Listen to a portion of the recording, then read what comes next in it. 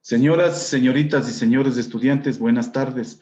Continuando con las clases de lengua y literatura para segundo de bachillerato, nos toca analizar la unidad 2 del texto que estamos estudiando, del texto de Estado. La unidad didáctica 2. ¿Qué nos dice la unidad didáctica 2? Nos dice organizadores gráficos para comparar la información. Bien. Es importante que nosotros aprendamos a manejar los organizadores gráficos. Los organizadores gráficos tienen diferentes tipos de funciones.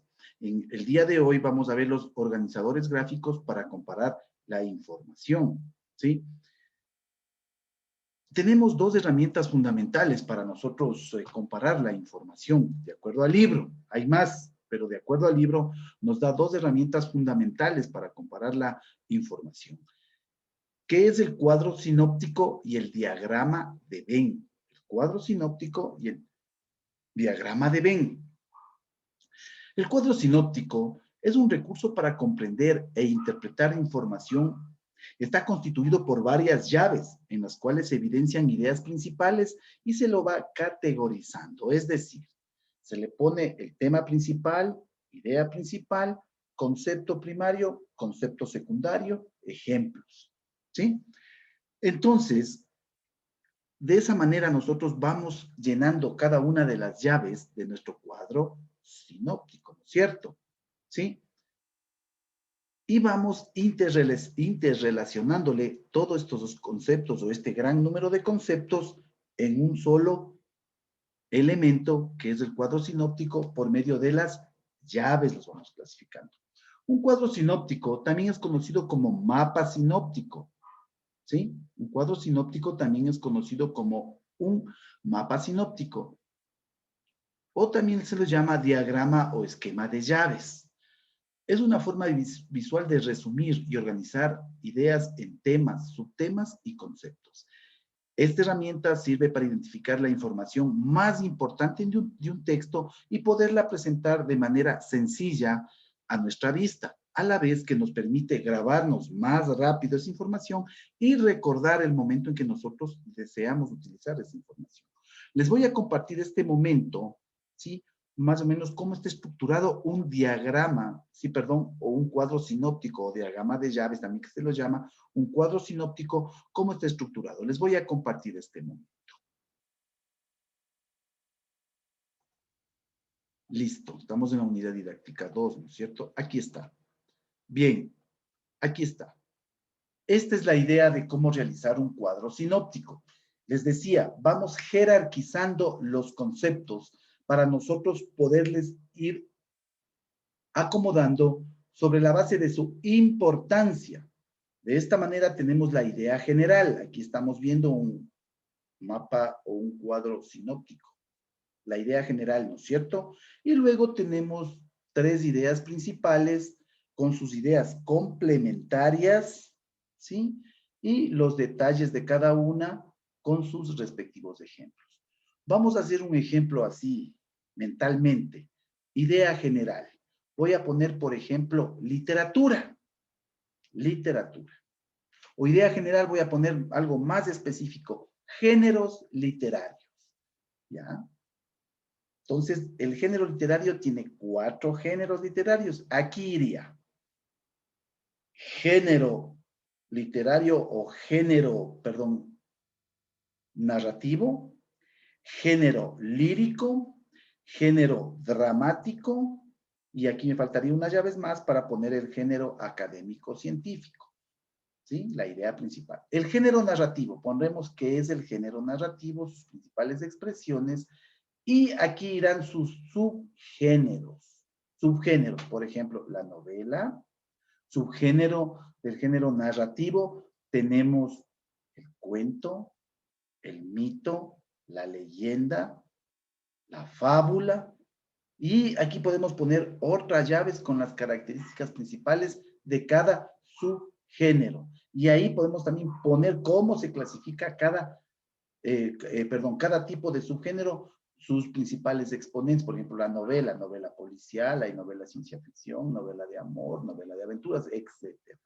¿Sí? Entonces, así es como nosotros organizamos la información para un cuadro sinóptico y vamos presentando la información de manera clara, precisa y concisa. Y a la vez nos permite interiorizar ese conocimiento de mejor manera. Esa es una de las características del cuadro sinóptico. También nos permite comparar información. Si nosotros nos hacemos a la idea que aquí tenemos géneros literarios. Primer género, narrativo. Tenemos aquí los aspectos fundamentales del género narrativo. Segundo género, tenemos el género lírico. Aspectos fundamentales del género lírico. Si estamos a simple vista, nosotros podemos ver las características principales de un género con el otro género y poderlos comparar. Y así sucesivamente con el otro género también ver características y poder comparar. Y con el cuarto género también podemos ver características principales y poder comparar, que no es lo mismo, en qué se diferencian, ¿cierto? Y acá vamos a ver los subgéneros. Igual, vamos a poder comparar, el subgénero de la narrativa ha sido este, el subgénero de la lírica es este, el subgénero del género dramático ha sido esto, la tragedia, la comedia, se juntan los dos, perfecto. Entonces, nosotros podemos ir comparando y analizando esa información de manera rápida, de manera clara y de fácil presentación a nuestra vista y podemos interiorizar de mejor manera esos conocimientos. Bien, sí, entonces podemos comparar de manera rápida, ¿no es cierto? Y ahí está el primer elemento que es el cuadro sinóptico. Vamos al segundo elemento que nos sirve para comparar información, ¿sí?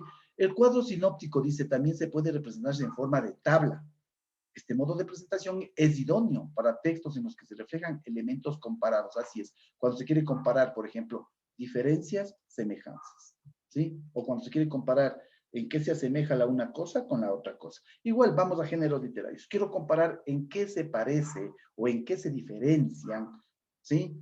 El género narrativo con el género lírico. Entonces ahí pongo, el género narrativo es esto, el género lírico es otro, y en un cuadro de doble entrada puedo ponerle género narrativo, género lírico, y pongo las características de cada uno de los géneros, y puedo comparar visualmente, ¿no es cierto? Si un género es en prosa, el otro es en verso, ya está una diferencia, el uno viene en prosa, el otro en verso. En un género narra, el otro género describe, hay otra diferencia, ¿vea? Por eso es narrativo, porque narra, cuenta, en cambio el otro describe. ¿Qué describe? Sentimientos, amor, odio, temor, pasión, etcétera, etcétera, ¿no? Entonces, nos sirve para hacer. Aquí tenemos una idea de un texto a ser comparado, ¿sí? Y vamos a utilizar el esquema que aquí nos recomienda, ¿ya? Una tabla. Y aquí tenemos la tabla, ¿no es cierto? Aquí está un texto a ser comparado. Dice, en el mundo existen cerca de 86 millones de mujeres que no tienen acceso a la educación. En las sociedades avanzadas, donde las mujeres sí pueden acceder a la educación, se han producido importantes cambios sociales. Las mujeres con estudios desarrollan un papel activo en la comunidad, participando en la vida política y económica del país. La situación es trágica en el suroeste asiático, en África y en el mundo árabe, donde más de la mitad de mujeres no sabe leer ni escribir. Mientras tanto, las mujeres de Estados Unidos, de Francia o de Canadá estudian un promedio de 12 años, ¿sí? En cambio, en Burkina Faso y Afganistán, la frecuencia escolar femenina termina de media, la media es de 0.2 años, es decir, estudian ni la básica, ni lo más básico. O es que no saben leer ni escribir, ¿no? Y aquí vamos a ver, aquí estamos haciendo un cuadro comparativo. Pongo lo que son las sociedades industrializadas y las sociedades en vías de desarrollo respecto a la educación en la mujer. En las sociedades industrializadas me dice que las mujeres tienen libre acceso a la educación. En cambio, en los países en vías de desarrollo, sociedades en vías de desarrollo, cerca de 86 millones de mujeres no tienen acceso a la educación. En sociedades industrializadas me dice que la educación en la mujer desarrolla un papel activo en la sociedad, la mujer educada desarrolla un papel activo en la sociedad y participa en la vida política y económica del país, la mujer, en las sociedades industrializadas. En cambio, en las sociedades en vías de desarrollo, sí, especialmente en Asia, en el sureste asiático, en África y en el mundo árabe, más de la mitad de las mujeres no saben leer ni escribir. En sociedades industrializadas nos dice, por ejemplo, en Estados Unidos, Francia y Canadá, estudian las mujeres un promedio de 12 años, es decir, el promedio de bachillerato. Todas las mujeres son bachilleres Y de ahí, pues, que tendrán estudios de tercer y cuarto nivel. En cambio, en Burkina Faso y Afganistán estudian de una media de 0.2 años. Es decir, estudiarán 2 meses. O sea, ni lo básico, no aprenden a leer y escribir. ¿Sí? Entonces, como podemos ver, nosotros, volviendo a nuestro tema para comparar información, que nosotros también podemos emplear esta tabla, se llama una tabla de doble entrada. ¿Por qué? Porque aquí tengo una entrada para sociedades industrializadas y acá tengo una entrada para sociedades en vías de desarrollo. Entonces, en esta tabla de doble entrada, puedo tranquilamente comparar fácilmente los datos y sacar mis propias conclusiones de manera rápida, precisa y concisa. ¿No es cierto? Aquí estoy viendo en las sociedades industrializadas cómo es la educación de la mujer en las sociedades industrializadas y cómo es la sociedad de la mujer en las sociedades en vías de desarrollo. ¿Sí? Entonces, ustedes pueden ver, analizar, que es facilito realizar la comparación de información. Puede ser por medio del esquema de llaves, que ya lo vimos anteriormente, que es muy fácil, ¿sí? Y a la vez nos sirve a nosotros para toda la información poder comparar, poder memorizar y poder discernir de mejor manera una asignatura. Les doy esta estrategia que inclusive a usted le puede servir para hacer una materia. Ya les hice un ejemplo con los géneros literarios. Entonces, aún así, usted ya reconoce diferencias, semejanzas de los géneros literarios, ¿sí? Como, ¿qué son los subgéneros? ¿En qué se dividen los subgéneros en cada uno de los géneros? Pero así, rapidísimo, no está leyendo 10, 11, 12, 14 páginas. Aquí, en cambio, tenemos ya para comparar de mejor manera, si usted quiere, puede hacer una tabla de doble entrada, que también dicen que tal vez a un cuadro sinóptico se lo puede hacer una tabla. Aquí para mí es una tabla de doble entrada, como está en el libro, ¿sí? Donde nos permite comparar rápidamente la información y sacar conclusiones, ¿sí? Uno de los inconvenientes del cuadro sinóptico para comparar dos textos es que a menudo los textos que comparamos no tienen solo diferencias, sino también semejanzas. Así es, pues usted lo puede poner en sus conclusiones personales. Pero también para esto, que tienen semejanzas y diferencias, tenemos otra estrategia que es el diagrama de Venn. El diagrama de Venn. Euler Venn era un científico naturalista, ¿no es cierto? Que él creó el diagrama de Venn para poder comparar características de los seres vivos, tanto diferencias como semejanzas. Por eso Euler Venn, él fue el inventor del diagrama de Venn, ¿sí? Puede comparar tranquilamente 2, 3, 4 especies vivas, sus similitudes y sus diferencias, ¿ya? El diagrama de Venn es un organizador gráfico que posibilita establecer semejanzas y diferencias entre 2 o 3 objetos, 2 o 3 temas, 2 o 3 conceptos, 2 o 3 acontecimientos, entre otros. Para diseñar el diagrama de Venn, se considera primeramente cuáles son los campos o aspectos o temáticas que se someterán a comparación. ¿Sí? A continuación, se dibujan 3 círculos entrecruzados. Aquí tenemos el ejemplo.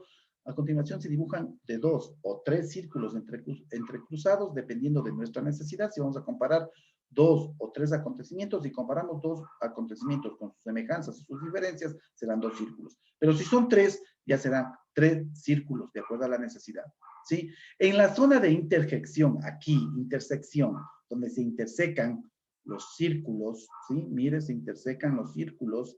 Puede ver claramente, por favor, siga el pulsor que estoy, ¿sí? Aquí, en estas zonas de intersección se llaman estas, ¿no? Las zonas de intersección, donde el A se interseca con el C y con el B, ¿sí? Donde el B se interseca con el A y con el C, mire, ¿sí? Y el C se interseca igual con el A y con el B.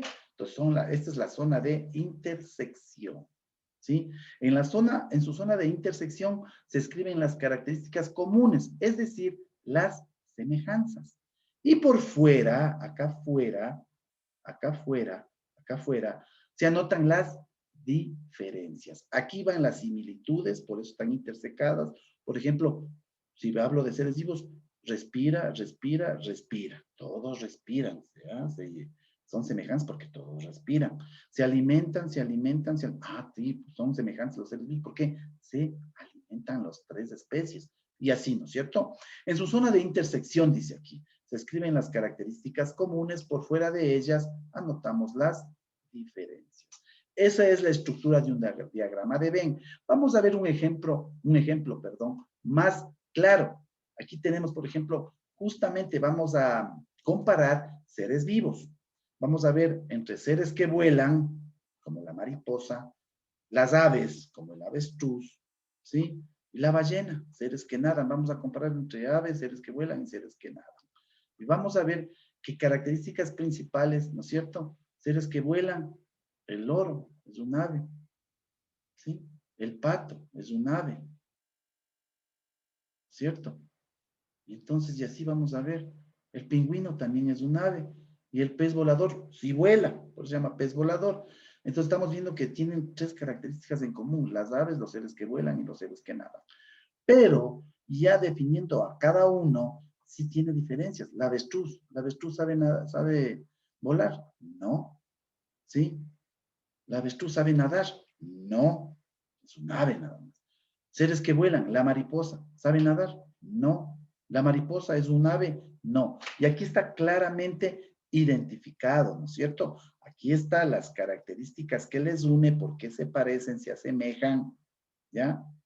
Pero acá está en qué se diferencia. Y ese es un diagrama de Venn, donde puedo poner semejanzas y diferencias. Similitudes, aspectos que son contrarios a lo que estamos definiendo. ¿Sí? Mucho ojo. Entonces, ahí ya hemos visto nosotros los dos organizadores gráficos, ¿no es cierto? Ya hemos visto los dos organizadores gráficos. Tres hemos visto con la tabla de doble entrada que sirve para comparar información. Estos tres gráficos nos sirven de manera muy didáctica para poder nosotros comparar información, diferente tipo de información. Seguimos. Entonces, está claro, ¿no es cierto? Está clarísimo lo que nosotros estamos comparando. Bien, ahora vamos a ver estrategias para identificar las ideas principales en un texto. ¿Qué estrategias tenemos nosotros a primera mano para poder identificar las ideas principales en un texto? Es bien dificultoso para los estudiantes el momento en que usted tiene que definir o ver, ¿sí? En un texto las ideas principales. Es muy confuso inclusive. Es porque nosotros tal vez no tenemos la costumbre de leer, de releer, de analizar. Por eso en sus tareas a usted se manda leer, analizar y resumir. Tres estrategias que a usted le sirven para poder grabarse en su cabecita la información y también para que usted pueda definir las ideas principales de todo el texto. Todo ese libro de 200 y pico de hojas lo estamos resumiendo. Entonces, ¿qué estrategias nosotros tenemos para identificar las ideas principales en un texto? ¿Sí? A continuación, vamos a proponer algunas estrategias para identificar esas ideas principales en un texto. Primero, observar cuál es la palabra que más se repite y que domina todo el párrafo. Esta palabra representará siempre un objeto, una persona, una cualidad o algo alrededor de lo que gira todo lo demás. Por ejemplo, en lo que estábamos viendo anteriormente, los seres vivos. Vamos a comparar seres que vuelan, ¿sí? Vamos a comparar las aves y seres que nadan. Entonces estoy hablando, ¿cuál es la idea principal del texto? Estoy hablando de los seres vivos que tienen tres características que los diferencian. Las aves, seres vivos que nadan, seres vivos que vuelan. No todas las aves vuelan. No todas las aves vuelan. Mucho ojo. Entonces, mire, estamos comparando, ¿no es cierto? Y estamos sacando la idea principal. Entonces, en ese diagrama que vimos anteriormente, ¿cuál fue la idea principal? Seres vivos que se parecen, ¿no es cierto? Que vuelan, seres vivos que nadan, ¿sí? Y las aves, que parecen que son seres vivos que vuelan, sí vuelan algunos, pero otros no. Entonces, ahí viene la idea principal del texto, ¿no es cierto? Bien, la segunda estrategia, pues una vez identificar esa palabra clave o esa palabra que más se repite, es muy fácil encontrar la oración o frase central del párrafo, ya que todas las demás tendrán alguna relación con ella. Así es, con la palabra principal, y de ahí habrá la oración que me tratará eso, ¿no es cierto? Nos daremos cuenta que en la cualidad básica de la idea principal es su carácter global, porque encierra en sí todo lo que se expone en las demás frases. Es la que podemos considerar como el resumen de todas las demás. Así es. Con el ejemplo que vamos a explicar a continuación, vamos a dejar claro cómo identificar o las estrategias para identificar las ideas de un texto que vamos a aplicarlas, ¿no es cierto? Dice, uno escribe a partir de la necesidad de la comunicación y de comunión con los demás, para denunciar lo que duele y compartir lo que da alegría. Uno escribe contra la propia soledad y la soledad de los otros. Uno supone que la literatura transmite conocimiento y actúa sobre el lenguaje y la conducta de quien recibe el mensaje, que nos ayuda a conocernos mejor para salvarnos juntos. Pero los demás y los otros son términos demasiado vagos. Y en tiempos de crisis, tiempos de definición, la ambigüedad puede parecerse demasiado a la mentira. Uno escribe, en realidad, para la gente, con cuya suerte o mala suerte uno se siente identificado. Los malcomidos, los rebeldes y los humillados de esta tierra. Como se puede notar en este texto, ¿no es cierto? Las palabras se repiten y tienen relación con el lenguaje. La literatura, la escritura, la comunicación y la gente. Es decir, que la idea principal del texto que les acabo de leer debe relacionarse con la siguiente idea. ¿La literatura es el medio de comunicarse e identificarse con los demás? Sí, cuando yo escribo, me comunico, me identifico con los demás. Por ejemplo, una carta. Estoy escribiendo, estoy comunicándome con los demás. ¿Sí? Aparte de eso, ¿sí? Hay que ver la siguiente oración que se asemeja a la anterior, a la primera que les di. Uno escribe a partir de una necesidad de comunicación y de comunión con los demás. Para comprobar si la idea principal es o no esta frase, se debe suprimir esa oración y se notará que el párrafo queda incompleto. No parece claro, pues si no aparece claro el significado del párrafo como conjunto. Si se suprime una frase secundaria, el sentido general del párrafo no se altera.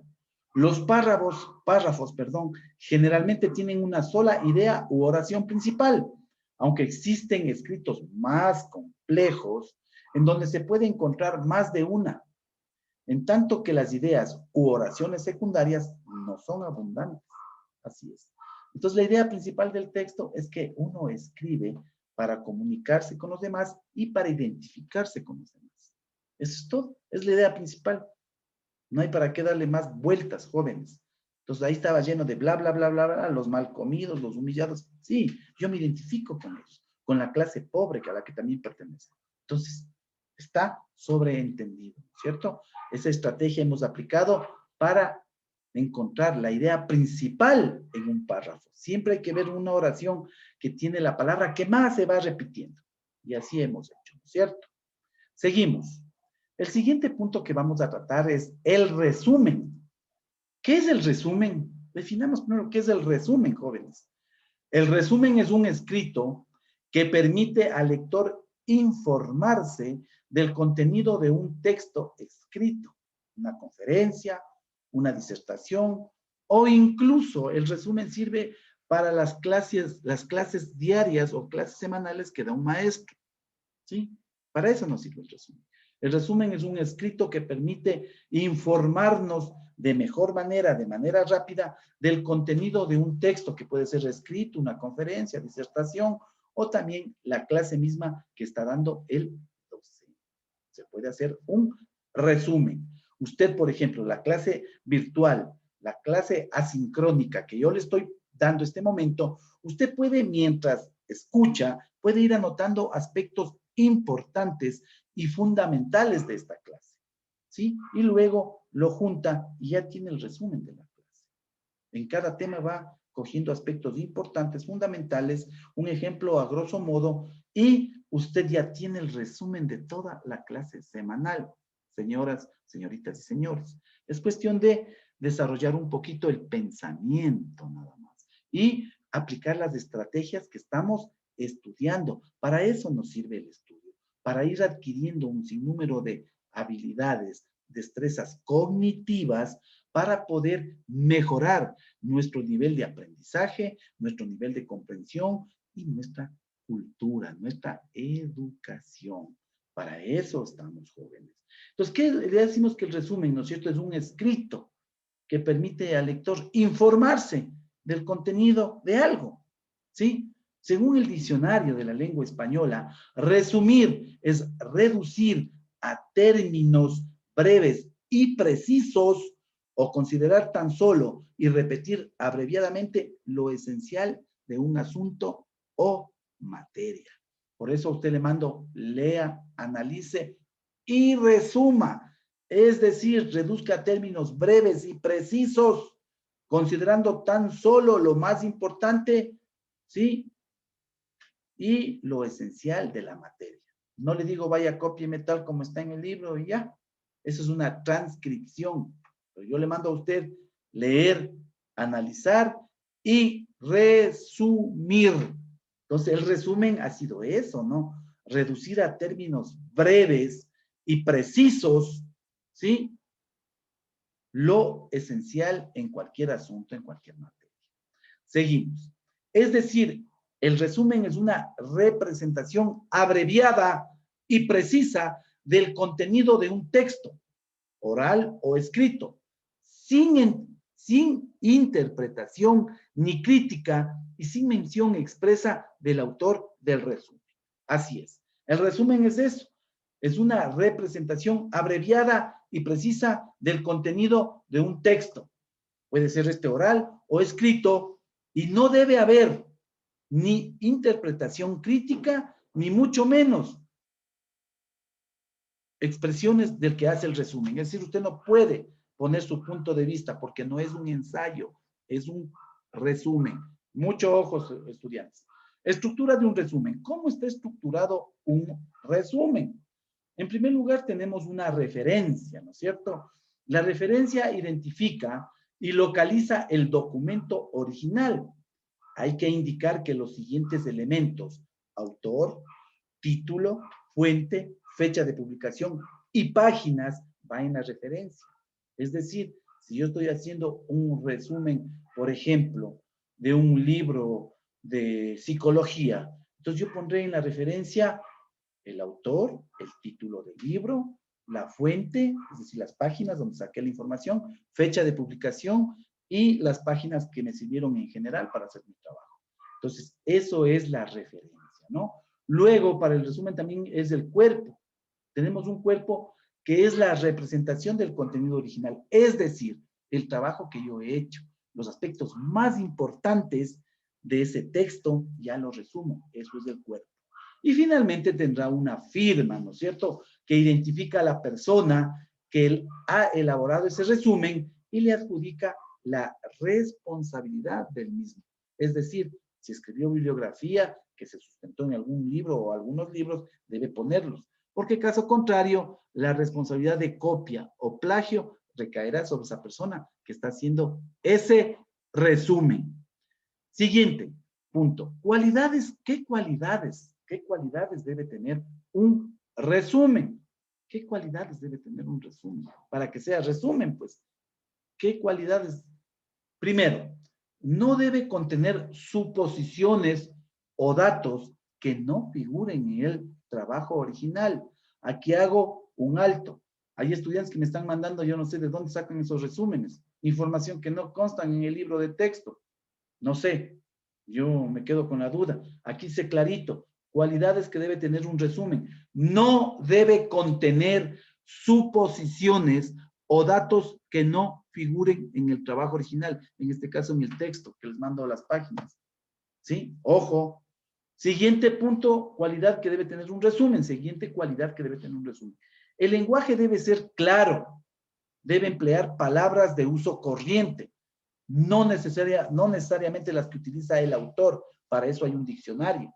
Si hay una palabra que yo no entiendo, que yo no comprendo, o no sé su significado, ¿sí? No voy a poner lo que me sale la idea, creo yo que eso ha de ser. No, tiene que ir a un diccionario y documentarse bien para que utilice un lenguaje claro. No es necesario que se ajuste al lenguaje técnico y a los tecnicismos del autor, sino usted, el resumen puede traducirlo en un lenguaje claro que usted domine, que usted sepa y que usted, más que todo, maneje. ¿Sí? Siguiente cualidad que debe tener un resumen. Al resumir, no debe puntualizarse citas textuales ni referencias particulares. Particulares, o sea, de usted. Siguiente punto, siguiente cualidad. Se escribirá utilizando la tercera persona gramatical, es decir, los que les gusta poner yo pienso, yo opino, desde mi punto de vista negativo. Eso es primera persona. Debe emplear la tercera persona, es decir, por ejemplo, se analiza desde un punto de vista crítico, los expertos dicen tercera persona. Mucho ojo, por favor. ¿Sí? Se escribirá utilizando la tercera persona gramatical con el fin de mantener la objetividad que el texto exige. Así es. Si usted pone en primera persona un texto, es que usted está haciendo. Es producto de su ingenio, de su investigación, de su trabajo didáctico, de su trabajo investigativo, de su trabajo científico. No, usted siempre debe escribir en tercera persona. Siguiente cualidad que debe tener un resumen. Debe seguir el orden de interés de quien redacta, es decir, de lo que él considere más importante a lo menos interesante. Un ejemplo, yo en la matriz de planificación les he puesto el número de páginas para que usted resuma únicamente lo que es de interés para usted, estudiante. Por eso le puse el número de páginas. De tal página a tal página, de tal página a tal página, ¿sí? Para que ponga únicamente lo que es de interés para usted y lo que considere más importante. Por eso es. Entonces usted, estamos realizando bien el resumen. ¿Por qué? Porque le doy a seguir un orden de interés para que su resumen sea muy didáctico y a la vez le sirva a usted, estudiante, para que luego estudie y aprenda de mejor manera, se adueñe de esos conocimientos sin estar con puntos oscuros o puntos que no le conducen a nada o con un dialecto que no entiende, que no comprende. Por favor, seguimos, por favor. Seguimos con las cualidades que debe tener un resumen, ¿sí? Entonces, la última cualidad es que usted debe seguir un orden de interés. Vamos a pasar a otro punto. Bueno, aquí también les voy a compartir un dato donde usted va a observar un resumen que está en el libro, lógicamente. Vamos a observar un resumen que está en el libro, ¿ya? Les voy a compartir a ustedes un dato. Mire, observa y analiza las partes y cualidades del resumen. Tenemos una referencia de donde yo voy a hacer mi resumen. Dice Rosa María Torres, que por cierto es la mamá de Fernando Velasco, la Rosita María Torres, fue ministra de Educación en un tiempo. Rosa María Torres, los alumnos aplicados, ¿a dónde van a parar? Artículo del libro Aula Adentro, editado por UNICEF e Instituto Fronesis, Quito, 1992, páginas de la 71 a la 72. Referencia para sacar el resumen. No es que Rosa María Torres ha hecho este documento. No, ella saca de un libro publicado por UNICEF. Referencia. Luego vamos a ver el cuerpo. ¿Ya? Aquí está el cuerpo. O sea, la idea principal del texto de la página 71, 72 de este libro. Aquí está el cuerpo. Y luego, lógicamente, hay una firma, ¿no? Hace Juan González. ¿Ya? ¿Listo? Entonces, ahí está todos los aspectos que hemos visto del resumen. Estamos viendo las partes y las cualidades del resumen. Seguimos con las clases. Terminado esto, vamos a ver qué es la falacia. Las falacias. Inclusive hay un disco que se llama Bolero Falaz, de un grupo colombiano, Los Aterciopelados, Bolero Falaz. ¿Qué es las falacias? Cuando dicen, tú estás hablando falacias, oye, anda y entérate bien. ¿Qué es? ¿Será una mentira? ¿Será, no sé? La falacia es un razonamiento no válido o incorrecto, no tiene sustento, ¿sí? Pero con apariencia de razonamiento correcto. Es un razonamiento engañoso o erróneo, falaz. Engañoso o erróneo es falaz, pero que pretende ser convincente o persuasivo, ¿sí? Todas las falacias son razonamientos que vulneran alguna regla lógica, es decir, son mentiras. Y hay personas que viven de falacias. Me dicen, sí, la verdad, yo tengo mi título que saqué en Francia, pero estoy siguiendo mi bachillerato porque aquí no me hicieron válido. Falacia, ¿no es cierto? Parece que es un argumento real, pero es mentira. Es una mentira, le está forzando a la lógica, ¿no es cierto? Vulnera una regla lógica. Porque si usted estudió en el exterior, usted simplemente viene acá, realiza un trámite de equiparación y de convalidación académica y listo, su título le sirve. Pero la persona que nos miente dice, no, es que verá, yo me gradué de bachiller en Colombia, pero ese título aquí no me hacen válido, entonces voy a seguir, recién voy a ponerme a estudiar para querer sacar mi título. Falacia, ¿no es cierto? Parece que es verdad, pero es una mentira, es un engaño, es una situación errónea, tiene muchos errores. ¿Listo? Eso es la falacia. Todas las falacias vulneran alguna regla lógica, ¿no es cierto? Así es. No concuerda algo, ¿no? Cuando dicen la razón no requiere fuerza, pero lo que tú me dices no es normal. O sea, no entiendo. Entonces, es una mentira, es un engaño, es una situación errónea. Por ejemplo, se argumenta de una manera falaz cuando en vez de presentar razones adecuadas y lógicas en contra de la posición que defiende una persona, se la ataca y desacredita. Así es, lo primero que hacen las falacias es, en lugar de expresar una razón lógica, lo primero que hace es desacreditar a la persona que emite un criterio, ¿no es cierto? ¿Sí? Se la desacredita, va en contra de la persona que emitió un concepto, los que son falaces, sin rebatir lo que dice. Las falacias lógicas se pueden clasificar en falacias formales y no formales. Las falacias no formales son razonamientos en los cuales lo que aportan las premisas no es adecuado para justificar la conclusión a la que se quiere llegar. Se quiere convencer no aportando buenas razones, sino apelando a elementos no pertinentes del discurso lógico o incluso irracionales.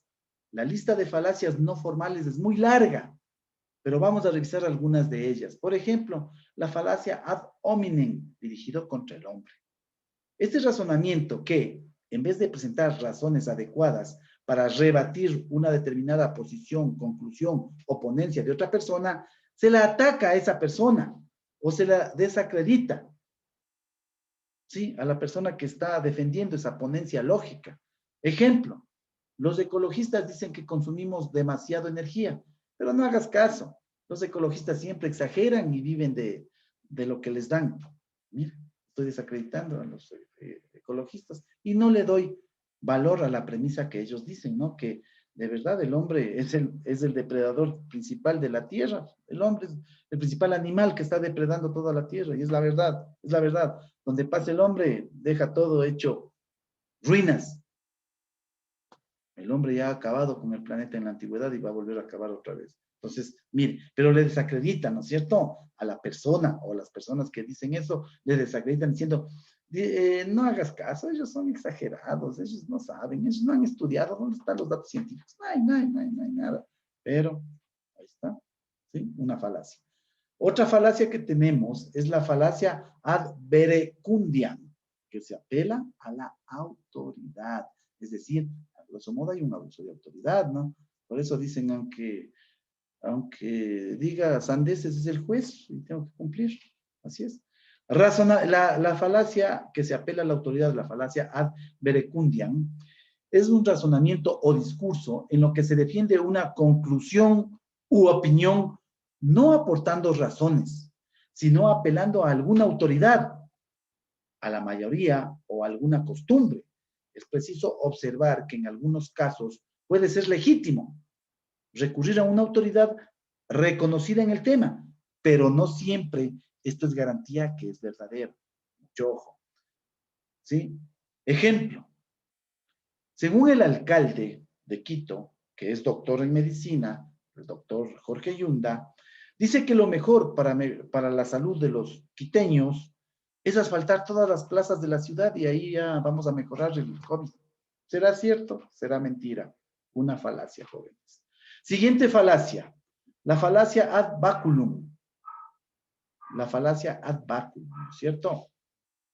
¿Qué nos dice la falacia ad baculum? Que se apela al bastón. ¿Qué es el bastón? Que uno se abusa del poder que tiene. Se apela a la fuerza o al miedo, se le obliga a otra persona, ¿no es cierto? Se apela al bastón. Razonamiento en el que para establecer una conclusión o posición no se aportan razones, sino que recorre a la amenaza, a la fuerza, al miedo, ¿cierto? Es un argumento que permite vencer, pero no convencer. Ejemplo, no vengas a trabajar a mi tienda con ese piercing, no ahuyentas a los clientes, piensan que somos rockeros, drogadictos, no sé. Recuerda que quien paga soy yo y yo mando. ¿Sí? Una falacia. ¿Tendrá razón? Queden ustedes, señoras, señoritas, señores. Siguiente falacia. Falacia ad ignorantiam. Por la ignorancia. Razonamiento en el que se pretende defender la verdad, entre comillas, o entre paréntesis, falsedad de una afirmación por el hecho que no se puede demostrar lo contrario. Por ejemplo, los extraterrestres sí existen. ¿Quién ha demostrado lo contrario? A ver. ¿Ah? Los muertos vivientes sí hay. ¿Quién ha demostrado lo contrario? ¿Sí? La ignorancia. ¿Sí? Seguimos. La falacia ad populum, dirigida al pueblo, ¿no es cierto? La falacia dirigida al pueblo, provocando emociones. Falacia ad populum, dirigida al pueblo, provocando emociones. Es lo que están haciendo los políticos, escuche. Razonamiento o discurso en el que se omiten las razones adecuadas y se exponen razones no vinculadas con la conclusión a la que se sabe serán aceptadas por el auditorio, despertando sentimientos y emociones. Es una argumentación demagógica, falsa y seductora. Ejemplo, si yo llego a la presidencia, a todos voy a dar un bono de $1,000. 17 millones de ecuatorianos, ¿de dónde voy a sacar toda esa plata para darles $1,000 a cada uno de ustedes? Y si yo estaré arriba, señores, voy a disminuir las leyes, voy a derogar un montón, 37 impuestos, como dice el señor Bucarán, ¿no? Que él llegando a la asamblea va a derogar 35 impuestos.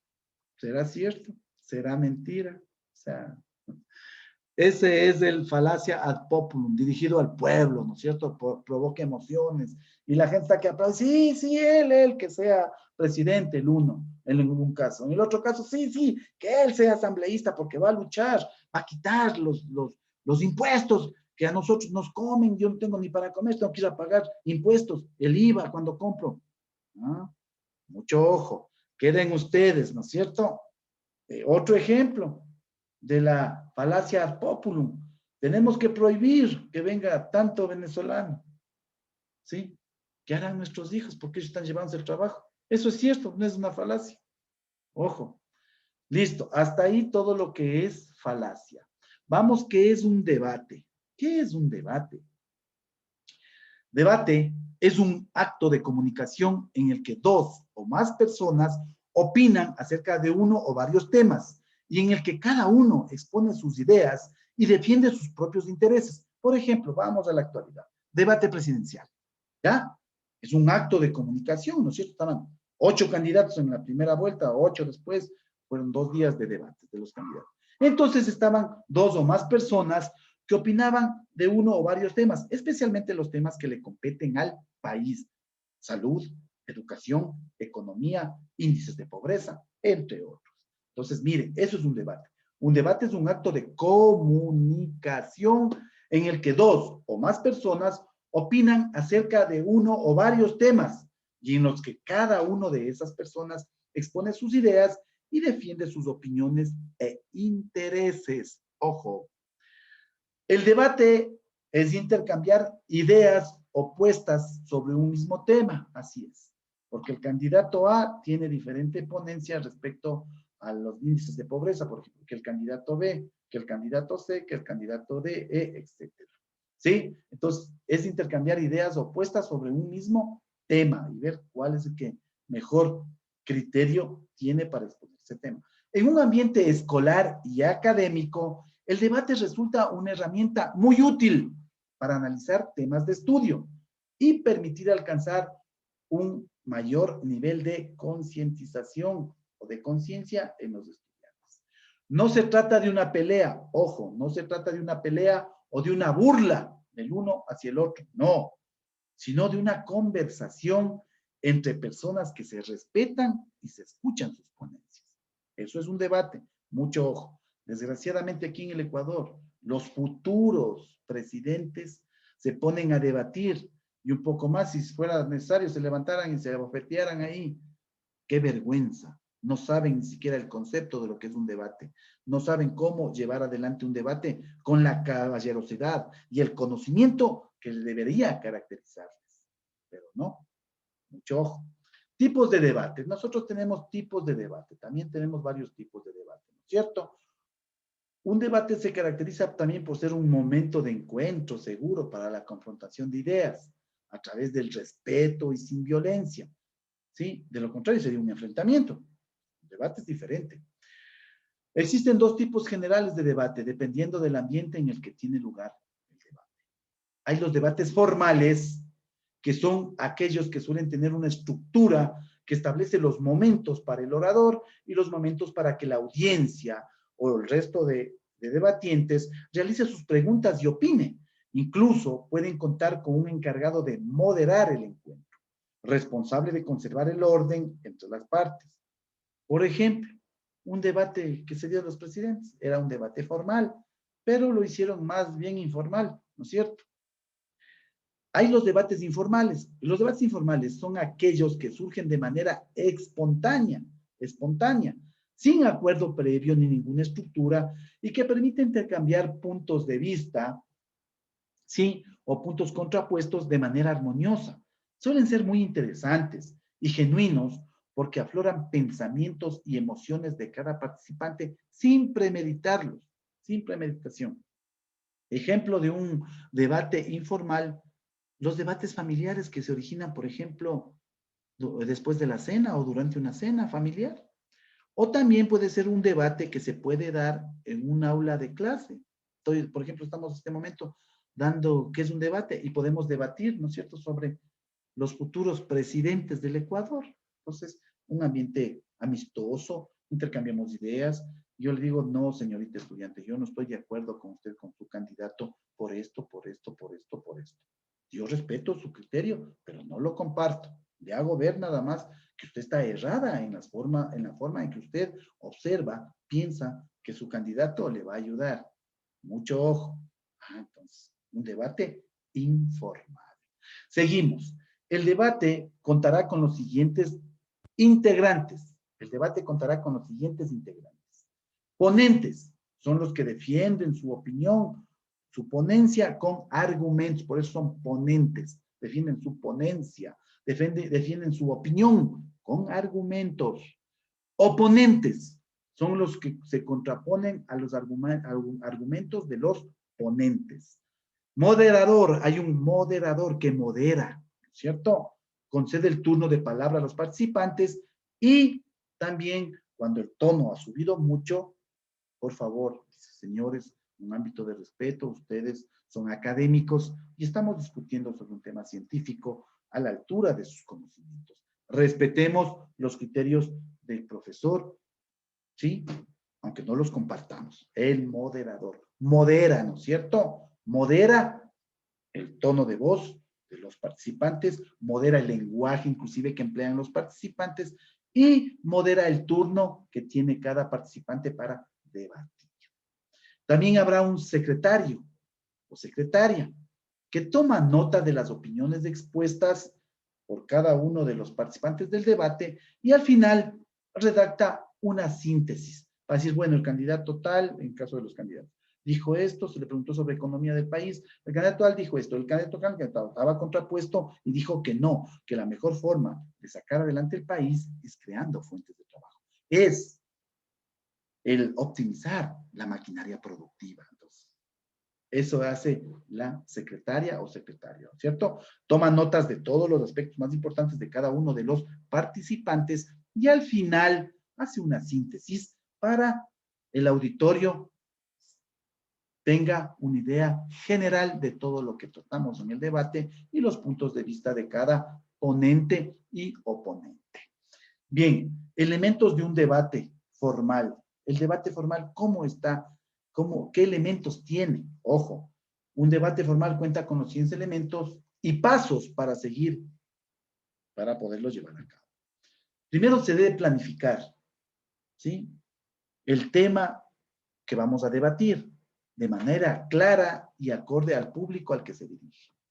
Luego tiene que organizar los equipos desde el orador o representante de cada grupo, si están grupos, o cada uno de los participantes, en el caso del debate presidencial, ¿sí? Determinar las estructuras o momentos en que cada parte tenga la palabra. Por ejemplo, un orador puede responder las preguntas o una persona que defiende una ponencia que está debatiendo puede responder a las preguntas tanto del público como de otro oponente al finalizar su discurso, es decir, le dejan exponer su ponencia. Iniciación, el debate propiamente dicho, que puede estar a cargo o no del mediador o moderador, que da el inicio al debate. Ejecución, ya cuando se ejecuta el debate, son los respectivos momentos para que cada parte pueda hablar, ¿sí? Con orden o disposición del moderador. Y luego la conclusión del debate, que puede constar de unas pocas palabras o de un texto corto, pequeño, una síntesis, ¿sí? Que le da cierre al debate, que puede estar expuesto por el moderador, ¿no es cierto? Y la síntesis es después por la secretaria. Listo. Luego tenemos reglas de conducta para que un debate sea óptimo. Para que un debate se desarrolle de manera adecuada dentro del marco del respeto, ¿no es cierto? ¿Sí? Y en armonía, es necesario que cada parte respete ciertas reglas y normas generales de conducta. Primera norma o regla general para un debate. Ser tolerante con las diferencias de los demás. Ser tolerante con las diferencias de los demás. Como dije, no estoy de acuerdo con lo que tú dices, ¿sí? No estoy de acuerdo con lo que tú dices, pero apoyo el otro lado de la ponencia que sí estoy de acuerdo. Respeto, soy tolerante. Si no, no es que tú no sabes, tú vienes a hablarme. No, respeto. Respeto lo que tú dices, pero no estoy de acuerdo. Yo tengo otro punto de vista de lo que tú me dices. Yo he leído y estudiado y analizado y te voy a indicar con cifras que estás mal. Perfecto. Soy tolerante ante las diferencias de los demás. Siguiente regla. Escuchar sin interrumpir. Escuchar sin interrumpir. Ojo. Siguiente regla. No subestimar ni burlarse del que piensa diferente. Respetar criterios. Siguiente regla. Evitar alzar la voz para interrumpir al que está hablando. Esos que gritan cuando está hablando una persona, griten. No se puede hacer eso. Tiene que evitar hacer eso. Sinónimo de mala educación, falta de cultura y respeto a todos. Evitar dispersarse o hablar de temas ajenos a lo que estamos debatiendo. Esos que les gusta en el chichichi, no puede hacer eso. Criticar con fundamentos o con propuestas mejores a las criticadas. No puede hacer eso. Tiene que respetar lo que están diciendo. Y si usted tiene un argumento, formar otro debate para que igual le contraargumente, ¿no es cierto? Esas son las reglas que usted debe seguir en un debate. Reglas de conducta. Por favor. ¿No?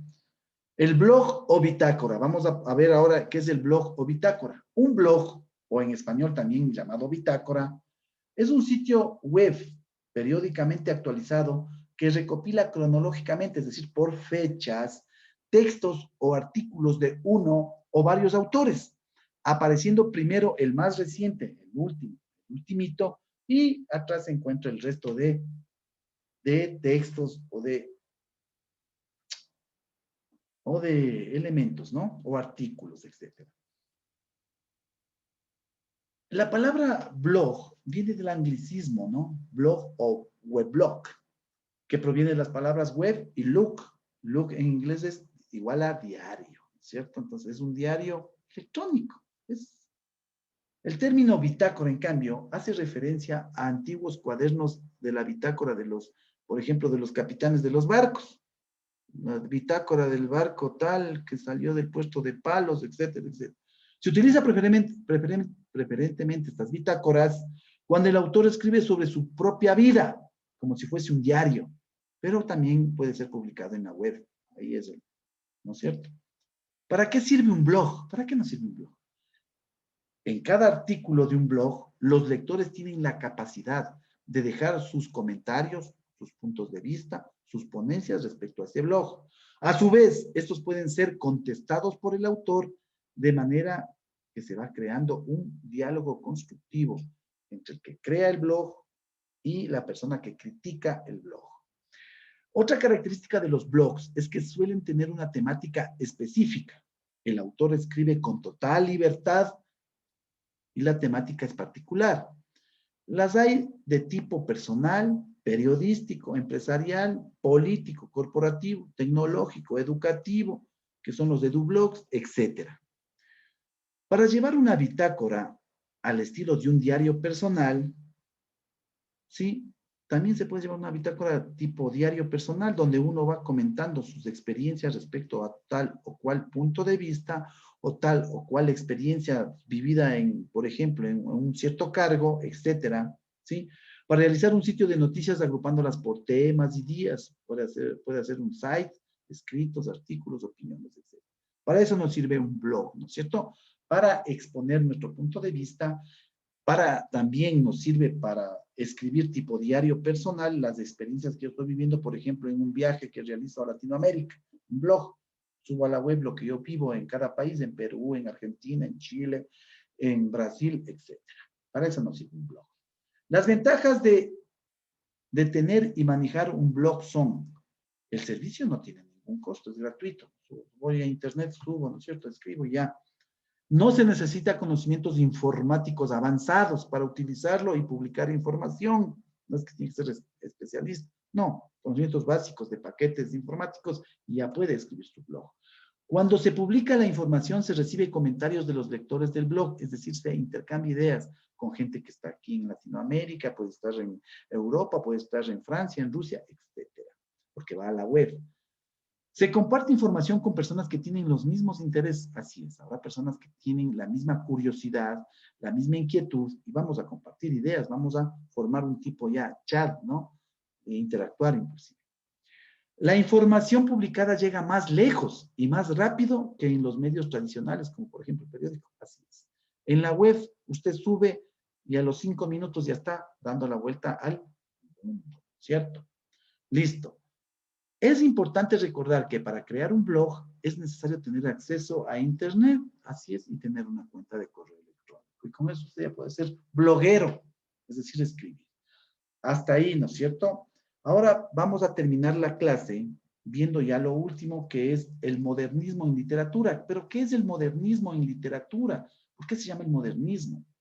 El modernismo es una corriente de renovación estética de finales del siglo XIX, que afecta a todas las artes en países muy diferentes. Según el lugar, adquiere diferentes denominaciones. Por ejemplo, el Art Nouveau, ¿no es cierto?, en Francia, el arte nuevo, el Modern Style en las culturas anglosajonas, como Estados Unidos, Inglaterra, el Modern Style, o el Junges Liberty, en Alemania, por ejemplo, ¿no? Todos hablan del modernismo.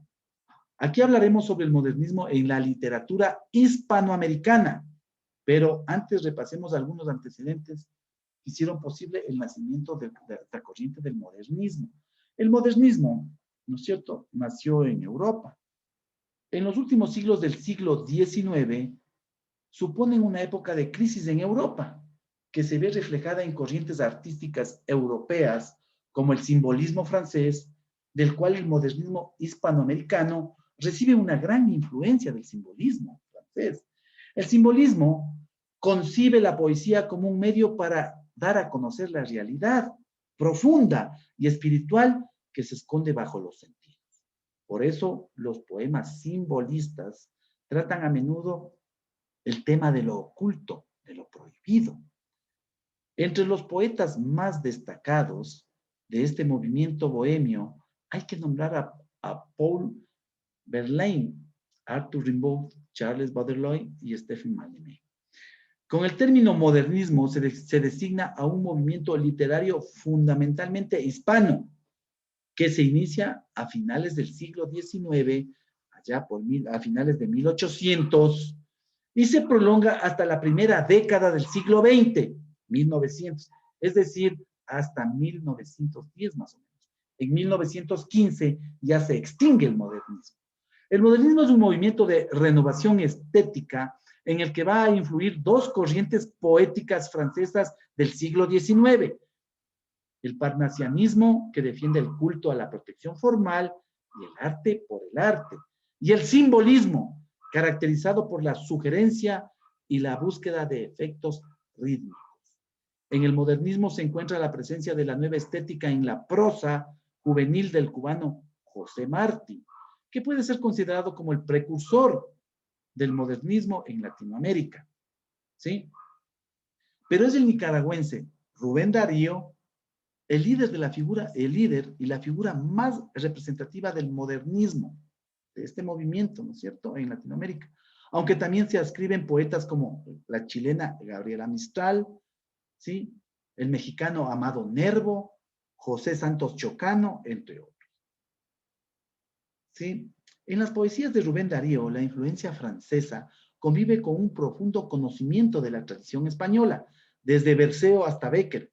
Su poesía integra influencias que podrían parecer incompatibles, que para él el arte es una armonía de capricho. ¿Sí? La trayectoria, la renovación estética en este modernismo es precisamente en el culto a la belleza de la palabra, donde muestra su ruptura con la tradicional anterior. Enriqueció el modernismo enormemente al lenguaje poético mediante la utilización de variados recursos. Por ejemplo, recursos que aportan musicalidad. La poesía se dirige directamente a los sentidos, de ahí la utilización copiosa de la sinestesia. ¿Sí? La sinestesia es un recurso literario que tienen los escritores para darle belleza a la palabra escrita, la sinestesia. ¿Sí? Luego tiene una riqueza verbal y capacidad de sugestión, por ejemplo, por medio de metáforas, que es otra figura literaria que vamos a ver más adelante, la sinestesia, la metáfora, ¿sí? La repetición, etcétera, etcétera. Las metáforas son deslumbrantes y el adjetivo se convierte en recursos decisivos, además de la utilización de un léxico extraño, poco habitual, el cultismo. Se utilizan neologismos, términos nuevos en ese entonces, arcaísmos, también términos antiguos, y palabras exóticas, entre otros, ¿cierto? Lo que le da al modernismo una riqueza verbal, una riqueza de expresión por medio de la palabra y también por medio de los escritos de sus autores. Aparte de eso, tiene una renovación métrica, ¿no es cierto? ¿Por qué? Porque Rubén Darío comienza a escribir, especialmente en versos que están en desuso, como los sonetos, en versos alejandrinos, en versos de 15 y 17 sílabas que ya no hay, les da vida otra vez Rubén Darío. Por eso es que este modernismo vuelve otra vez a prácticamente a renacer la cultura en Latinoamérica. Y con esto hemos visto la unidad 2, señoras, señoritas y señores estudiantes. Espero que cualquier duda, cualquier situación, me escriban a mi chat personal. Recomendación final para terminar la clase. Por favor, envíe los deberes, realice correctamente los resúmenes.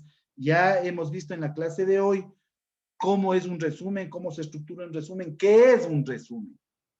Yo en las tareas le mando leer, analizar y resumir. Haga un resumen, no coja un poquito de aquí, un poquito de acá y ya está el resumen. Eso no es un resumen. Me doy el trabajo de leer todos los resúmenes. Por favor, no están haciendo correctamente. Con esa recomendación, señoras, señoritas y señores, terminamos la clase. Un buen fin de semana y cualquier duda a las órdenes. Que pasen bien, envíen los deberes. Enviar los deberes, por favor, hasta los días jueves hasta las 22 horas. Yo deberes recibo jueves hasta las 22 horas. Muchas gracias. Una buena tarde.